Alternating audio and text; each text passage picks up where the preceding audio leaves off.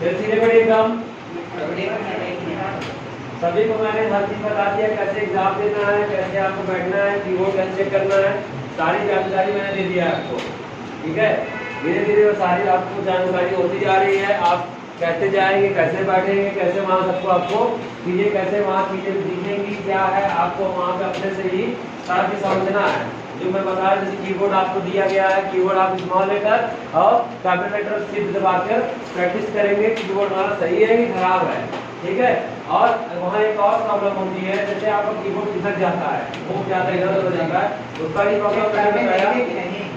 शांत रहोगे, बीच में जवाब देने से बोलना है। तो मैं बता रहा हूँ, आप अपने पास रुमाल रखिए, रुमाल को गीला कर रखिए, आपने कीबोर्ड नीचे रखिए, खिसकेगा नहीं वो।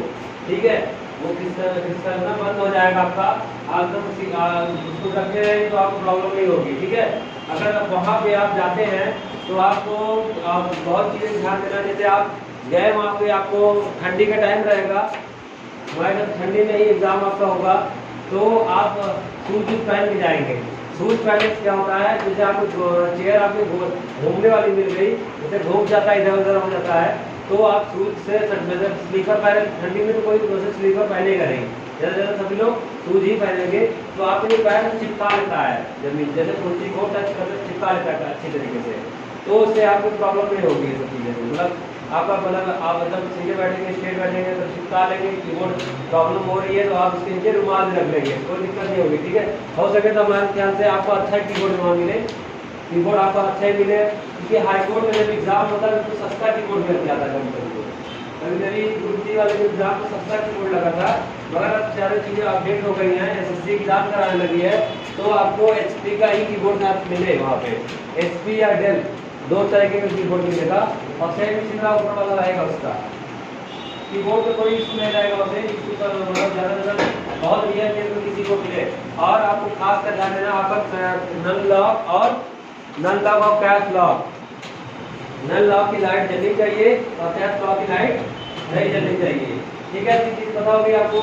टाइपिंग टेस्ट देने से पहले आपको बैठने का तरीका, आपको जमीन सदा नहीं बैठेगा, एकदम स्ट्रेट बैठेगा, पैर सीधे करके बैठेगा, और 90 डिग्री कोण उंगली बनानी है आपको।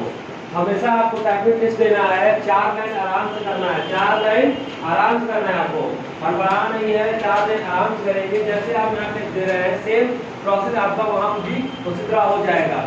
खासकर आप अपना कीबोर्ड को मतलब अच्छी तरीके से, जैसे आपको मैटर मिला तो आप अपना कीबोर्ड पे देखेंगे, और उसके बाद आप स्क्रीन देखेंगे। मैटर जब पैसेज खुलता है आपका वहाँ पे, तो पैसेज आपको 4-5 लाइन आप पढ़ लेंगे तुरंत, तो आपको इससे ये पता चल जाएगा हमारा मैटर कैसा आया है।